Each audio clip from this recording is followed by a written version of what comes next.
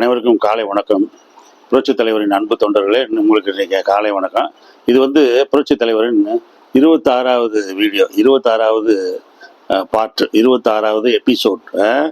Right. இன்றைக்கி என்ன சொல்ல வரேன்னா, அதாவது புரட்சித் தலைவர் 1922 டிஎம்கே விட்டு விலகுறாரு. அடுத்து அண்ணா திராவிட முன்னேற்ற கழகத்தை ஆரம்பிக்கிறாரு. அப்போ ஆரம்பித்தப்போ எல்லா ஊர்களையும் நிர்வாகிகளை நியமிக்கிறாரு. அப்போ கோயம்புத்தூரோட கிழக்கு பகுதிக்கு செயலாளராக மருதாச்சலம்னு ஒருத்தரை நியமிக்கிறார். மருதாச்சலம்னு ஒருத்தரை நியமித்தாருன்னா அவரை அந்த ஊரில் உள்ளவங்க யாருமே மதிக்கிறது இல்லை. அவன்லாம் ஒரு அவன் பேசுறதெல்லாம் நம்ம கேட்க முடியுமா? அவனே நம்மளுக்கு வேலையை வருது, போஸ்டர் நம்ம ஒட்டுறது, அவன் சொல்கிறது அப்படின்னு சொல்லி அவர் பேசுறது யாருமே மதிக்கிறது இல்லை.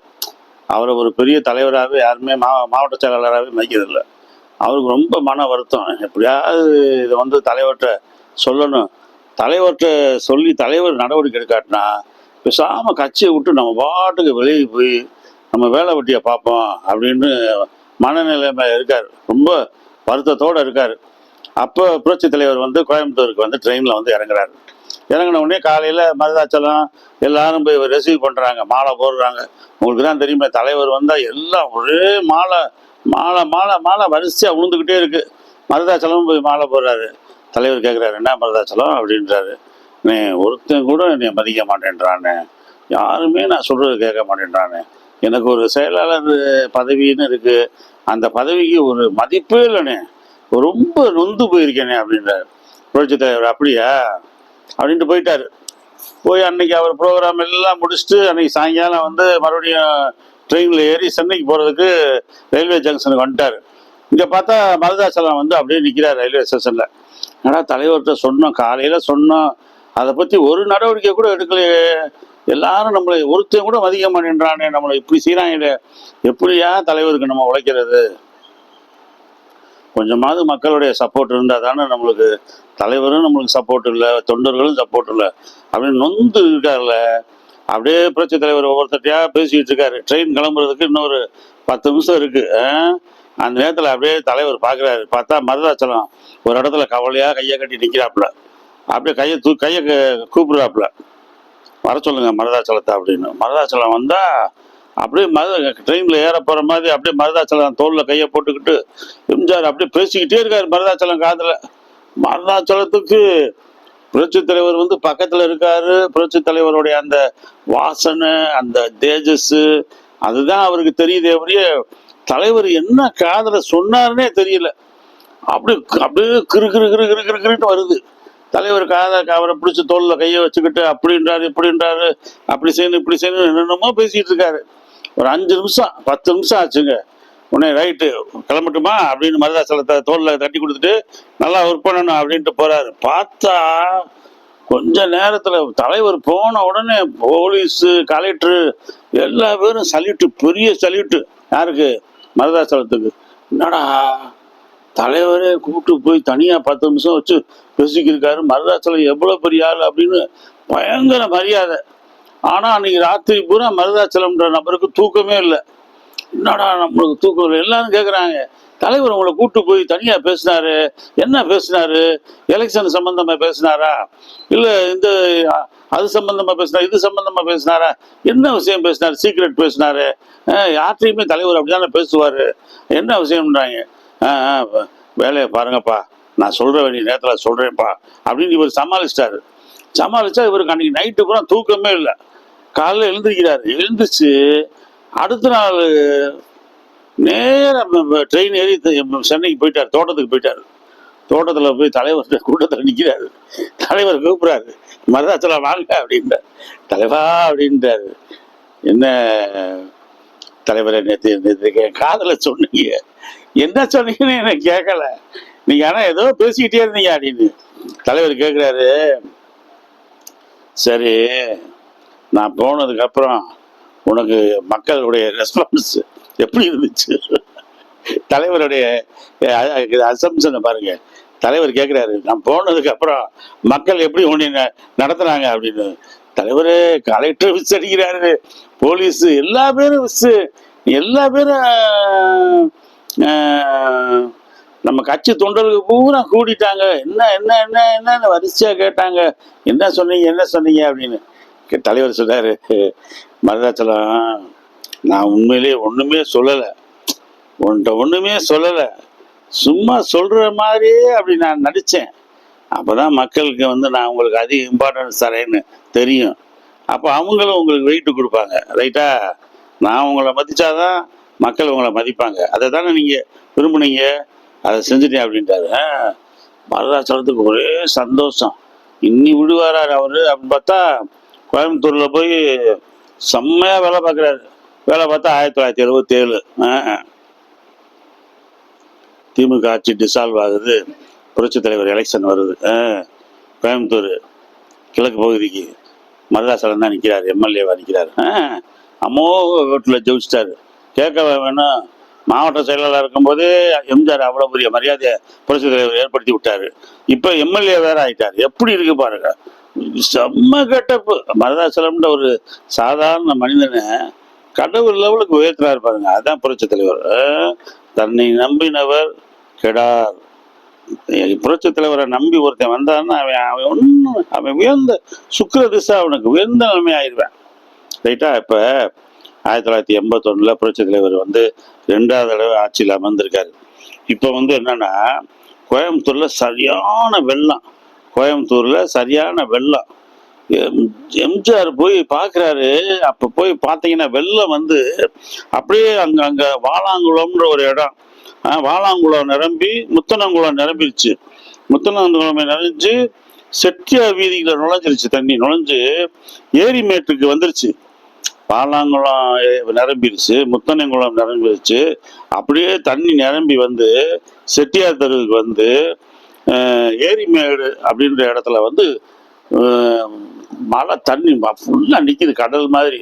அந்த ஏரிமேட்டில் என்னன்னா, குடிசை பகுதி மக்கள் இருக்காங்க. குடிசை பகுதி மக்கள் பூரா வயசானவங்க, பெண்கள், தாய்மார்கள், குழந்தைகள், ஆடு மாடு பூரா வச்சு பல வருஷமா அங்க குடிசை போட்டு இருந்தவங்க பூரா பூரா தண்ணி வந்துருச்சு. இப்போ இங்க பூரா குடிசையிலையும் மேலேயும் மரத்து மேலேயும் ஓட்டு வீட்டு மேலேயும் அங்கங்க உயரத்துல உட்காந்துக்கிட்டு இருக்காங்க. என்னடா செய்யறது அப்படின்னு தலைவர் வந்து இறங்கிட்டாரு.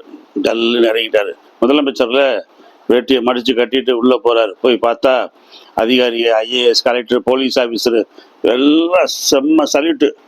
சரியா? இப்ப என்ன செய்யறதுக்கு, மக்கள் இப்படி இருக்காங்களே அப்படின்னு.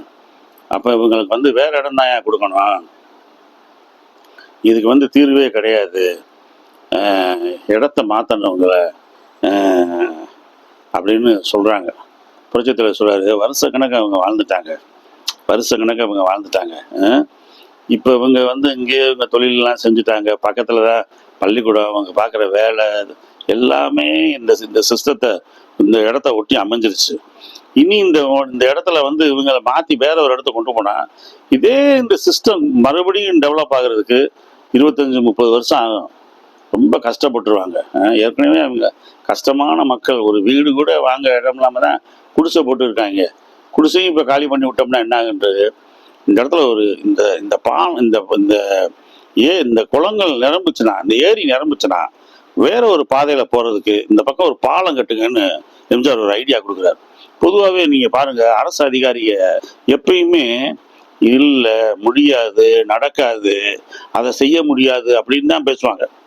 எதுனாலும் இப்போ நம்ம ஒரு திட்டத்தை கொண்டாடணும்னு நினைச்சோம்னா அதை கொண்டாட முடியாது. அந்த இடத்துல பள்ளிக்கூடம் கட்ட முடியாது, அந்த இடத்துல கிணறு தோண்ட முடியாது, அது இன்னொரு இடத்துல இடம், அது பிடபிள்யூடி இடம், அது ரயில்வே இடம், அது கார்பரேஷன் இடம், அந்த இடம் இந்த இடம் எதையாவது சொல்லி அந்த தலைவரை வந்து கிறுக்கு பிடிக்க விட்டுருவாங்க.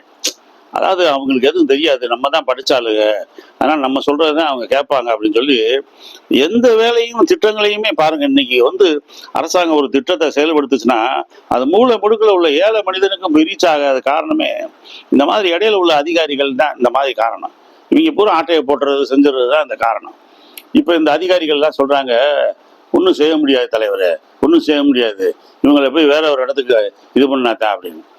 தலைவர் ரைட்டு, நீ வந்து பாலத்தை கட்டுங்க, இவங்களுக்கு பூரா வீடுகளை பூரா இவங்களை பூரா குடிசையை பூரா எடுத்துட்டு குடிசை மாற்று வாரியம் வீட்டு வசதி வாரியத்தில் வீடை கட்டுங்க அப்படின்றாரு. தலைவருடைய தொலைநோக்கு பார்வையை பாருங்க, அட்டகாசமா வீடாயிருச்சு.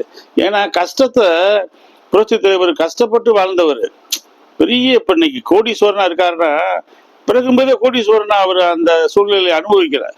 ஏழ்மை அனுபவிச்சனால ஏழைகளுடைய பட்டினி, பஞ்சம், பசி, வறுமை இதெல்லாம் அவருக்கு நல்ல நல்ல தெளிவா தெரியும் எப்படி கஷ்டப்படுவாங்க அப்படின்னு.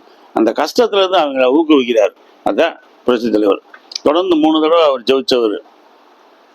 இப்ப புரட்சி தலைவர் வந்து இப்ப அதே கோயம்புத்தூர்ல தான் இந்த நகை பொற்கொள்ளர்கள் இருக்காங்க பாருங்க, நகை செய்யறாங்க பாருங்க, அந்த நகை செய்யற ஆளுங்க இருக்காங்க பாருங்க, நகை நகை தொழிலாளர்கள், அவங்க என்ன பண்றாங்க, ஒரு அசோசியேஷன் ஆரம்பிச்சு அவங்களுக்குன்னு ஒரு நடிகர் சங்க கட்டடம் மாதிரி அவங்களுக்குன்னு ஒரு நகை பற்றை தொழிலாளர்களுக்காக ஒரு கட்டடம் கட்டுறாங்க.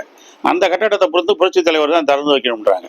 புரட்சி தலைவர் வந்து திறந்து வைக்கிறார். ரைட்டு, நல்லா பரவாயில்ல, நீங்க எல்லாம் நல்லா ஒற்றுமையா இருக்கீங்க, பணத்தை வேலை பார்க்குறீங்க, கிடைச்ச பணத்துல உங்களுக்காக ஒரு பில்டிங் கட்டியிருக்கீங்க, ரொம்ப சந்தோஷம், உங்களை பாராட்டுறேன்னு சொல்லி அவங்கள பாராட்டி அந்த பில்டிங்கை திறந்து வைக்கிறார். திறந்து வச்சதும் புரட்சி தலைவருக்கு நகைக்கடைக்காரங்க தானே பெரிய செங்கோல், பெரிய செங்கோல் மண்ணைங்க கையில வச்சிருக்கிற மாதிரி செங்கோலை கையில கொடுக்குறாங்க. அப்புறம் தங்க முலாம் பூசினது பல பல பல பலன்னு மின்னுது. புரட்சி தலைவர் சொல்றாரு, இந்த செங்கோலை வந்து நான் வச்சிருக்கிறத விட இந்த கோயம்புத்தூர்ல மருதமலை முருகன் கோயில் இருக்கு, இந்த மருதமலை முருகன் கோயிலை வந்து எங்க அண்ணன் இவர் சாண்டோஸ் சின்னப்ப தேவர், எம்ஜிஆரும் சாண்டோஸ் சின்னப்ப தேவரும் ஒரே ஜிம்மில் மதுரை கோயம்புத்தூர்ல தான் மாருதி ஜிம்மில் ஒன்றா செஞ்சு ஒன்றா உடம்பு ஏற்றி சினிமாவில் எம்ஜிஆர் கதாநாயகன், சாண்டோஸ் சின்னப்ப தேவர் வில்லு, அப்படி 2 பேரும் ஒன்றா நடித்து முன்னேறி வந்தவங்க. அப்போ தலைவர் சொல்கிறாரு, சாண்டோஸ் சின்னப்ப தேவர் ஞாபகமாக அவர் தான் அந்த மருதமலை கோயிலில் பயங்கரமாக உருவாக்குனாரு, அந்த கோயிலில் உள்ள முருகனுக்கு இந்த செங்கோலை கொடுத்துருவோம், என் சார்பாக கொடுத்துருவோம் அப்படின்றார். பாருங்க, எதையுமே தான் வச்சுக்கிறணும், தனக்கு குடும்பம் அப்படின்னு இல்லை. சில பேர் தனக்கு அதை பயனளிக்காட்டினா கூட அதை என் வீட்டில் வைக்கணும்பேன், அடுத்த ஆளுக்கு கொடுக்க மாட்டேன், அடுத்த ஆளுக்கு அதை காட்ட மாட்டேன், மற்றவனுக்கு அது பிரயோஜனமா இருக்குமேன்னு கூட நினைக்க மாட்டேன். நான் வீட்டில் இருக்கட்டும்யா, உனக்கு என்னத்துக்குயா, எனக்கு கொடுத்ததுயா. ஆனால் புரட்சி உடனே கொடுத்துட்டாரு, முருகனுக்கே கொடுத்தாரு. எப்படி பாருங்க, அதான் வள்ளல்.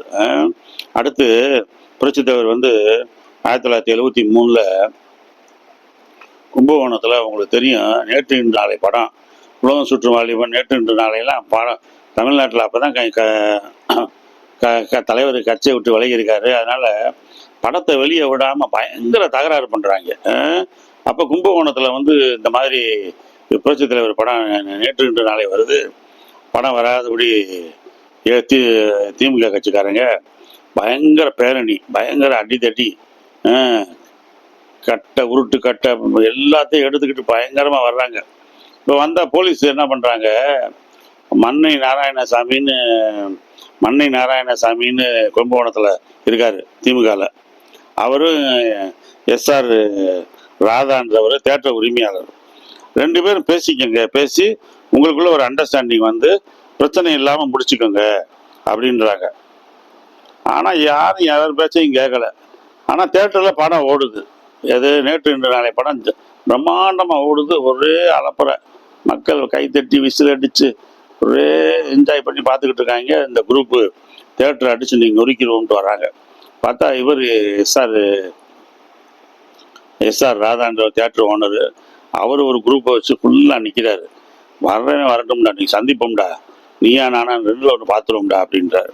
பார்த்தா வந்தவங்க வந்து அடிக்கிறாங்க, அவங்களும் அடிக்கிறாங்க, இவங்களும் அடிக்கிறாங்கன்னா அவங்க வந்தவங்க பூரா அடியாக வாங்கிட்டு ஓடுறாங்க. ஓடினவங்க வேற வழி இல்லாமல், என்னடா தோத்து போயிட்டோமாடா, படம் வேற ஓடிச்சேடா, நம்மளுக்கு அசிங்கமாக போச்சாடான்ட்டு இந்த SR ராதா இருக்காரு பாருங்க, அவர் ஒரு பிரிண்டிங் ப்ரெஸ் வச்சிருக்காரு. இவர் கும்பகோணத்தில் ஒரு பெரிய ஆள், செல்வாக்கான ஆள், இப்போ தன் தேட்டர் வச்சிருக்காரு, பிரிண்டிங் ப்ரெஸ் வச்சிருக்காரு. பிஸ்னஸ் மேனாக இருந்தால் தானே 4 தொழில் செஞ்சால் தானே ஊரில் பெரிய மனுஷனாக இருக்க முடியும். அப்போ இவர் இந்த தொழிலை செஞ்சுக்கிட்டு இருக்காருல, அந்த பிரிண்டிங் ப்ரெஸ்ஸை அடித்து நொறுக்கி விட்டு நெருப்பு பற்ற வச்சுட்டு போயிட்டாங்க. அவருக்கு பயங்கர நஷ்டம். பிரிண்டிங் ப்ரெஸ் 1973, நான் சொல்கிறது வந்து 1973. இப்போ புரட்சி தலைவர்கிட்ட அந்த மேட்ரு போயிடுச்சு. நம்ம படத்துக்காக SR ராதா வந்து போராடினாரு, கடைசியில் அவருக்கு எந்த இதுவும் இல்லை, அவர் பிரிண்டிங் ப்ரெஸ்ஸை வந்து அடிச்சு நொறுக்கிட்டாங்களே அப்படின்னு ப்ரெஸ்ஸில் வேலை பார்த்த 2 தொழிலாளர்களை வேற அடிச்சு மண்டையை உடச்சிட்டாங்க. அவங்க 2 பேரும் ஹாஸ்பிட்டல் அட்மிட் ஆகியிருக்காங்க. புரட்சி தலைவர் வந்துட்டார். ஜல்லுன்னு வந்து கூட்டத்தை போடுங்க, கும்பகோணத்தில் கூட்டத்தை போடுங்கன்றார். கூட்டத்தை போட்டால் கூட்டத்தில் பேசுகிறாரு புரட்சி தலைவர். பயங்கரமாக பேசுகிறாரு. ஒரே கூட்டமே ரெடியாக இருக்குது. சொல்லுங்கள் தலைவரை, நொறுக்கிடுவோம் அப்படின்னு. யாரும் வன்முறையில் ஈடுபட்டுறாதீங்க அப்படின்றாரு. அன்னைக்கு கூட்டத்தில் வந்து வசூலாகிற தொலை வந்து 25,000. 25,000 அந்த கூட்டத்து மேடையிலே எஸ்ஆர் அந்த ராதான்றவர்கிட்ட கொடுக்குறாரு. எஸ்ஆர் ராதான்றவர்கிட்ட கொடுக்குறாரு. இந்தாங்க, நீங்கள் தான் அன்னைக்கு என் படத்தை வெளியிட்டீங்க, உங்கள் உயிரை கொடுத்து அந்த படத்தை வெளியிட்டீங்க, உங்கள் பிரிண்டிங் ப்ரெஸ் எரிஞ்சு போச்சு, அடித்து நொறுக்கிட்டாங்க, உங்கள் லேபர் 2 பேரையும் மண்டை உடச்சி விட்டாங்க, அவங்க எல்லாத்துக்கும் சேர்த்து இந்த இதை நீங்கள் வந்து நஷ்ட ஈடாக வச்சுக்கோங்கன்றார். அவர் எஸ்ஆர் ராதான்றவர் மேடையிலேயே, தலைவரே நான் வந்து என்னைக்கு உங்கள் தொண்டன் தலைவரே, பணத்துக்காக இல்லை, அதெல்லாம் எனக்கு வேணான்றார். இல்லை, நீங்கள் பணம் வாங்கலைன்னா எனக்கு ரொம்ப வருத்தமாயிடும், இதெல்லாம் நம்மளுடைய தொண்டர்கள் கொடுத்த பணம், என் பணம் கூட இல்லை அப்படின்றாரு. உடனே அவர் எஸ்ஆர் ராதா என்ன பண்ணுறாரு, பணத்தை வாங்கிட்டாரு. 10 லட்சம் 10,000 வந்து என் ப்ரெஸ்ஸுக்கு, பிரிண்டிங் ப்ரெஸ்ஸுக்கு, அந்த 5,000 வந்து அவங்க 2 பேருக்கும் பிரிச்சுக்கிறட்டும், மிச்சம் 10,000 வந்து நம்ம கட்சி தேர்தல் செலவுக்காக கொடுக்குறேன்றாரு. எம்ஜிஆர் கட்டி பிடிச்சிட்டாரு. இப்படி ஆளுக தான் வேணும்னு. ஏன்னா நிறைய பேர் பணத்தை வாங்குறதுலேயே கவனமாக இருப்பேன். பணத்தை எப்படியாவது கிடச்சிடாதா, தலைவர் மூலமாக பணத்தை பிடிக்கிற முடியாதா, நம்மளுக்கு எனக்கு அந்த மாதிரி ஆயிடுச்சு, இந்த மாதிரி ஆயிடுச்சு, என் ஃபேக்ட்ரி நஷ்டமாயிருச்சு, என் ப்ரெஸ்ஸு நஷ்டமாயிருச்சு, என் சினிமா தேட்டரு அடியாயிருச்சு அப்படின்னு சொல்லி எதையாவது ஒரு கள்ளக்கணக்கை காட்டி பணத்தை வாங்கணும்னு தான் நினைப்பேன். மனிதனுடைய எண்ணமே அதுதான். உங்களுக்கு எதையாவது ஒன்று சொல்லணும். சார் எனக்கு அடி போட்டேன் சார், எனக்கு உடம்பு சோம்பல சார், என் பிள்ளைக்கு உடம்பு சோம்பல சார், என் வண்டியில் போய்க்கிருந்தேன், ஆக்சிடென்ட் ஆகி போயிடுச்சு, என் பைக் அடி ஆகி போச்சு, என் கார் அடி ஆயிடுச்சு, என்னை எதிரியை வந்து மண்டையை உடச்சிட்டாங்க, என்னை நீங்கள் தான் பார்க்கணும், 5 லட்சம் கொடுங்க 10 லட்சம் கொடுங்கன்னு பணத்தை தான் வாங்க பார்ப்பாங்க. ஆனால் இவர் எஸ்ஆர் ராதான்றவர் பெரிய பணக்காரன், அதான் ரொம்ப நேர்மையானவர், புரட்சி தலைவர் மேலே அவ்வளோ பற்றுதல் பாசம் உள்ளவர். அப்போ 1977 73 இந்த சம்பவம் நடக்குது. நேற்று இன்று நாளை படம் வரும்போது 77 எலெக்ஷன் நடக்குது. அந்த கும்பகோணத்துலேருந்து 10 பேர் நாமினேஷன் தாக்கல் பண்ணுறாங்க. ஏழ்மிக்கையிலேருந்து நாங்கள் நிற்கணும், கும்பகோணம் தொகுதியில் நிற்கணும், ரெட்டையில சின்னத்தில் நிற்கணுன்றாங்க. பார்த்தா எம்ஜிஆர் பார்க்குறாரு, எஸ்ஆர் ராதாவுடைய அப்ளிகேஷனே வரலையே, அவர் நாமினேஷன் தாக்கல் பண்ணலையா அப்படின்றாரு. இல்லை தலைவரே, அவர் பண்ணலை அப்படின்னு ஃபோன் போடுறாரு. என்ன ராதா, என்ன நினச்சிக்கிட்டு இருக்கீங்க, உங்கள் அப்ளிகேஷன் வரும், உங்கள் பேரோட வரும், நீங்கள் நிற்பீங்கன்னு பார்த்தேன் அப்படின்னு எஸ்ஆர் ராதா சொல்கிறாரு. அதான் பெரிய மனுஷன் தலைவா, நாங்கள் என்றைக்குமே உங்கள் தொண்டன், என்றைக்கும் உங்களை பார்த்து உங்கள் நட்புலேயே உங்கள் அன்புலேயே நாங்கள் இருப்போம். பதவிக்காக இல்லை தலைவரே, பதவி வந்து நாங்கள் எதிர்பார்த்து கட்சியில் வந்து சேரலை, எல்லாம் உங்கள் மேலே உள்ள பிரியம்தான், அபிப்பிராயம்தான் அப்படின்றாங்க. உடனே தலைவருக்கு ஒரே ஆச்சரியம். அப்படியா அப்படின்ட்டு எலெக்ஷன் வேட்பாளர் அறிவிப்பார்ல, பார்த்தா அந்த கும்பகோணத்துக்கு அந்த 10 பேர் வந்தாங்க பாருங்க, 10 பேரையும் அடிச்சுட்டு எஸ்ஆர் ராதான்னு எம்ஜிஆரே எழுதி வேட்புமனு தாக்கல் பண்ணி, வேட்புமனு அந்த அப்ளிகேஷனில் எழுதி, எஸ்ஆர் ராதா கும்பகோணத்தில் அனைத்து இந்திய அண்ணா திராவிட முன்னேற்ற கழகத்தின் சார்பாக நிற்பார் அப்படின்ட்டாரு. எப்படி இருக்கும் பாருங்க. மகத்தான ஓட்டில் ஜெயிச்சாரு எஸ்ஆர் ராதா, மகத்தான ஓட்டில் ஜெயிச்சாருன்னா மட்டும் இல்லை, 30 வருஷமா காங்கிரஸ் கோட்டையா இருந்தது கும்பகோணம் தொகுதி. அன்னைக்கெல்லாம் வந்து காங்கிரஸ், காமராஜர், ராஜாஜி அவங்களால ஃபார்ம் பண்ணப்பட்ட காங்கிரஸ் தொண்டர்கள் அப்படியே இருக்காங்க. பழைய ஆளுகள்லாம் காங்கிரஸ் தான்ப்பா நாங்கள் ஓட்டு போடுவோம் அப்படின்ற மாதிரி இருந்தாங்க. அதை உடச்சி எஸ்ஆர் ராதா வந்து ஜெயிச்சிட்டாரு 30 வருஷத்துக்கு அப்புறம். தலைவர் சும்மா விடுவாரா? காங்கிரஸ் கோட்டையவே கைப்பற்றின நம்ம எஸ்ஆர் ராதா அவருக்கு வீட்டு வசதி வாரிய அமைச்சராக பதவி கொடுக்குறாரு. யாரையும் உயர்த்தணும், பணக்காரனாக்கணும், பதவி கொடுக்கணும், ராஜ மரியாதையாக வாழணும். எம்ஜிஆர் பேரை, புரட்சி தலைவர் பேரை சொல்கிறது தான் புரட்சி தலைவருக்கு அதுதான் விருப்பம். நம்மகிட்ட வந்தவன் உயர்ந்த நிலைமை அடையணும் அப்படின்றது அவருடைய கொள்கையை. அடுத்து ஒன்று சொல்கிறேன் பாருங்க. ராமநாதன் ஒருத்தர் சென்னையில் ராமநாதன் ஒருத்தர் எம்ஜிஆர் வேஷம் போட்டு உங்களுக்கு நீங்கள் ஒரு சில பேரை பார்த்துருப்பீங்க. அந்த அந்த பட்டு வேஷ்டி, அந்த பட்டு ஜிப்பா, அந்த வெள்ளை குல்லா, ஒரு கூலிங் கிளாஸ் கண்ணாடி, கையில் ஒரு ஒயிட் கர்ச்சிப்பு, அதை வச்சுட்டு அப்படி எம்ஜிஆர் மாதிரியே சில பேர் கூட்டங்களில் வருவாங்க, பொது இடங்களில் மூவ் பண்ணுவாங்க. அந்த பவுடர்லாம் அப்படியே அழகாக போட்டு கும்முன்னு எம்ஜிஆர் மாதிரியே செய்வாங்க. அப்படி சென்னையில் ஒருத்தர் செஞ்சுக்கிட்டே இருக்காரு, அந்த ஏரியாவில் மூவ் பண்ணிக்கிட்டே இருக்காரு. இதை ஒரு பொண்ணு பார்க்குது, ஒரு சின்ன வயசு பொண்ணு பார்க்குது. அந்த பொண்ணுக்கு பேர் சுந்தரி, இவர் பேர் ராமநாதன். ராமநாதன்றவர் எம்ஜிஆர் வேஷத்துல தான் மூவ் பண்ணிட்டு இருக்காரு. இந்த பொண்ணு டெய்லி இவரை பார்த்துட்டு எம்ஜிஆர் மாதிரி ஒரு ஆள் இருக்காரு, ஏன் இவர் எம்ஜிஆர் மாதிரி இருக்காரு அப்படின்ட்டு எம்ஜிஆரை பத்தி விவரங்கள்லாம் அந்த பொண்ணு கேள்விப்படுது. பார்த்தா சார், நான் இந்த பொண்ணு அப்படியே எம்ஜிஆருடைய ரசிகை ஆயிடுச்சு. ரசிகை ஆனது அவர்கிட்ட போய் சொல்லுது, சார் நானும் உங்களை மாதிரி புரட்சி தலைவருடைய தொண்டனா வர்றேன், நான் உங்களுடைய சிசியா வர்றேன் அப்படின்னு. ரொம்ப சந்தோஷம், வாங்க அப்படின்ட்டு இவர் புரட்சி தலைவர்கிட்ட போய் இந்த பொண்ணை கொண்டு போய் எம்ஜிஆர்கிட்ட ஒரு நாள் இந்த ராமநாதன்றவர் அறிமுகப்படுத்துறாரு. எம்ஜிஆர் வேஷத்திலே போறாரு. என்ன ராமநாதன் எப்படி இருக்கீங்க? என்ன நல்லா இருக்கேனே, இந்த ஒரு பொண்ணுனே, எங்கள் ஏரியாவில் உள்ள பொண்ணுனே, பிராமின் வீட்டு பொண்ணுனே, ஐயர் வீட்டு பொண்ணுனே, சின்ன பொண்ணுனே, இந்த பொண்ணு வந்து உங்கள் கட்சியில், நம்ம கட்சியில் சேர்ந்துருச்சுனே, ரொம்ப உங்கள் மேலே அபிப்பிராயம்னே, நல்ல கூட்டங்களுக்கெல்லாம் எல்லா கூட்டங்களுக்கு வர முதலாக இருந்து கேட்க, நம்ம கட்சிக்காக உழைக்குதுனே, நீங்கள் சொன்னீங்க பாருங்க, நம்ம ஏடிஎம்கேலாம் நீங்கள் வந்து கையில் பச்சை குத்தணும் அப்படின்னு, அது ரெட்டை இலையை பச்சை குத்திருச்சுனே அப்படின்னு வந்து புரட்சி தலைவர் ஒரே கோபம். பாராட்டுவான்னு ராமநாதன் நினைக்கிறாரு. அந்த சுந்தரின்ற பொண்ணோட கையை பார்த்துட்டு, என்னம்மா அது, நீங்கள் இப்படி செய்யலாமா, சின்ன பொண்ணாக இருக்கீங்க, நாளைக்கு மேரேஜ் பண்ணணும், கையில் பச்சை குத்துனீங்கன்னா யாராவது ஒருத்தன் உங்களை கல்யாணம் பண்ணிப்பானா அப்படின்றார் புரட்சி தலைவர். இன்னும் அந்த பொண்ணுக்கு அப்படியே இதாயிருச்சு. என்னம்மா, நம்ம வாழ்க்கையை பார்க்க வேணாமா, கட்சி ஒரு பக்கம் இருக்கட்டும், அதுக்காக வாழ்க்கை ஒன்று இருக்கா இல்லையா, நாளைக்கு திருமணம் செய்ய ஒருத்தர் பலவிதமான எண்ணம் உள்ளவராக இருப்பார், அவர் வேற கட்சியை சேர்ந்தவராக இருப்பார், நீங்கள் அப்படி செய்யக்கூடாதுமா அப்படின்னு சொல்லிட்டு இதோட எம்ஜிஆர் முடிஞ்சிருச்சு. இப்போ புரட்சி தலைவர் 77 எலெக்ஷன் நடக்குது. 77 எலெக்ஷனு அருப்புக்கோட்டையில் நிற்கிறார் எம்ஜிஆர். புரட்சி தலைவர் வந்து அங்கங்கே நிற்பாருன்னு சொல்கிறாங்க. ஆனால் அருப்புக்கோட்டையில் பஞ்சவர்ணம்ன்றவர் தான் நிற்பாருன்னு எல்லாரும் சொல்கிறாங்க. ஆனால் கடைசியில் பேரை சொல்லும்போது என்ன ஆகுதுன்னா, புரட்சி தலைவரே அங்கே நின்றுட்டார். அது வரைக்கும் அந்த ஊரில் மக்கள் எல்லாம் பஞ்சவர்ணம் தான் நிற்பார். ஏன்னா அந்த பஞ்சவர்ணம் தான் புரட்சி தலைவர் மேலே பெரிய அனுதாபி, அவர் தான் அந்த இடத்துல நிற்பாருன்ற எல்லாருமே முடிவு ஆயிடுச்சு. மக்களே முடிவு பண்ணிட்டாங்க, பஞ்சவர்ணம் கோட்டை தாண்டா அது அப்படின்னு. பார்த்தா தலைவர் நிற்கிறாரு அப்படின்னு ஆயிடுச்சு. தலைவர் நின்ன உடனே தலைவர் நின்று பஞ்சவர்ணம் வேலை பார்க்குறாரு. அதே மாதிரி 77 தலைவர் ஜெயிச்சிட்டார். அருப்புக்கோட்டையில் எம்எல்ஏ ஆகிட்டார். எம்எல்ஏ ஆன உடனே இந்த பஞ்சவர்ணத்துக்கு கொஞ்சம் அப்செட் ஆயிடுச்சு. அடாடா, தலைவர் நின்றுட்டாரு, நம்ம எம்எல்ஏ ஆக முடியலையே அப்படின் போது அருப்புக்கோட்டையில் மீட்டிங் நடக்கும்போது புரட்சி தலைவர் பேசுகிறாரு.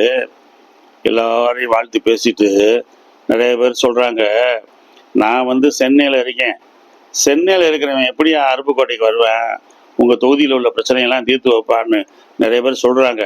உண்மையிலேயே சென்னையிலேருந்து வந்து நான் உங்கள் பிரச்சனையெல்லாம் தீர்த்து வைக்க முடியாது. ஆனால் எனக்கு பதிலாக எனது சார்பாக என்னுடைய அன்பு தம்பி இந்த பஞ்சவர்ணம் வந்து இந்த ஏரியாவில் வந்து எம்எல்ஏவாக இருப்பார். எப்படி பாருங்க, ஒன்று மக்கள் ஒரே கைத்தட்டு, பஞ்சவர்ணத்தை சுற்றி இருந்தவங்கெல்லாம் தூக்கிட்டாங்க நான் பஞ்சவர்ணத்தை அப்படின்னு. பஞ்சவர்ணத்துக்கு ஏக மகிழ்ச்சி. அப்புறமேட்டு போகும்போது எம்ஜிஆர் சொல்லிட்டு போனாங்க, என் சார்பாக நீங்கள் வந்து கடிதம் எல்லாம் வாங்கிக்கங்க, கோரிக்கை விண்ணப்ப கடிதம் எல்லாத்தையும் வாங்கிக்கிட்டு எல்லாம் நீங்கள் பைசல் பண்ணுங்க, முக்கியமான அந்த விஷயம் இருந்தால் எனக்கு ஃபோனில் பேசுங்க, ரொம்ப முக்கியமான விஷயமா இருந்தால் என்னை சென்னையிலே வந்து தோட்டத்தில் வந்து நீங்கள் எப்பயும் பார்க்கலான்றாரு. பாருங்க எவ்வளோ இது. இதெல்லாம் இந்த சுந்தரின்ற பொண்ணு, நான் சொன்னேன்ல ஏற்கனவே, கையில் பச்சை குத்துன பொண்ணு, பிராமின் பொண்ணு, இந்த பொண்ணு பார்த்துக்கிட்டே இருக்கு. ஏடா புரட்சி தலைவர் உண்மையிலேயே அவரை பற்றி புகழ்ந்து சொல்லி தான் இந்த பொண்ணு ஏடிஎம்கேல சேர்ந்துருச்சு. இப்போ இன்னைக்கு அந்த கூட்டத்தில் இந்த எம்ஜிஆர் இப்படி புரட்சி தலைவர் பேசுறத கேட்டுக்கிட்டு இருக்கு அந்த பொண்ணு. அடடா, என்னடா அது, உண்மையிலேயே இப்படி ஒரு நல்ல பணிதானா அப்படின் போது புரட்சி தலைவர் கேட்டிருக்காரு, ஏய் சுந்தரி, என்னாச்சு, ரெட்டால சின்ன சிரிச்சிருக்கு. அந்த மாப்பிள்ளை வந்துட்டாரா, மாப்பிள்ளை பார்த்தாச்சா அப்படின்னு இருக்காரு. இல்லை நான் பார்க்கவா அப்படின்னு. அப்புறமேட்டு பஞ்சவர்ணம் அவர் வந்து எம்எல்ஏவா, ஆக்டிங் எம்எல்ஏவா இருந்து அந்த ஏரியாவில் நேம் ஆகுறாரு. இப்போ இந்த சுந்தரின்றவருக்கு அழகாக ஒரு திருமணம் நடக்குது. திருமணம் நடக்குதுன்னா தலைவர் வந்து அந்த திருமணத்தை அன்னைக்கு அவரால் வர முடியல. வேற ஒரு ஃபங்க்ஷன்னால வர முடியல. ஆனால் அப்புறமேட்டு வர முடியலன்னு கேள்விப்பட்டு உடனே அந்த சுந்தரியும் அவங்க மாப்பிள்ளையும் சென்னைக்கு வர வச்சு அவங்களுக்கு விருந்து கொடுத்து, அவர் கையால் விருந்து கொடுத்து, அவங்களுக்கு தான் அவங்களுக்கு தான் தெரியுமே, பீரோ கட்டில் அலமாரி அண்டா குண்டா எல்லாம் வாங்கி கொடுத்து அந்த பொண்ணை நல்லா பார்த்துக்கிறணும், என் மக மாதிரி பார்த்துக்கிறோன்னு சொல்லி மாப்பிள்ளையும் பொண்ணையும் ஆசீர்வதிச்சு எம்ஜிஆர் அனுப்புகிறாரு. எப்படிப்பட்ட வள்ளல் பாருங்க. கேட்டுக்கிட்டே இருக்கலாம். இன்னைக்கு வந்து இது போதும்னு நினைக்கிறேன். நாளைக்கு நான் உங்களுக்கு மற்ற கதைகளை சொல்கிறேன் புரட்சி தலைவரை பற்றி. ரைட். இப்போ எனக்கு வந்து எல்லாருக்கும் நன்றி. என்னுடைய வீடியோஸ் வந்து எல்லாம் ஷேர் பண்ணுங்கள். யூடியூப்பில் வந்து தயவுசெய்து எனக்கு வந்து எனக்கு மானிட்டேஷன் ஆக மாட்டேங்குது, எனக்கு அட்வர்டைஸ்மெண்ட் வர மாட்டேங்குது, அதெல்லாம் என்னென்ன யூடியூப் நிர்வாகிகள் கொஞ்சம் எனக்கு ஹெல்ப் பண்ணிங்கன்னா ரொம்ப நன்றியுடைய நான் இருப்பேன். Thank you all. தேங்க்யூ.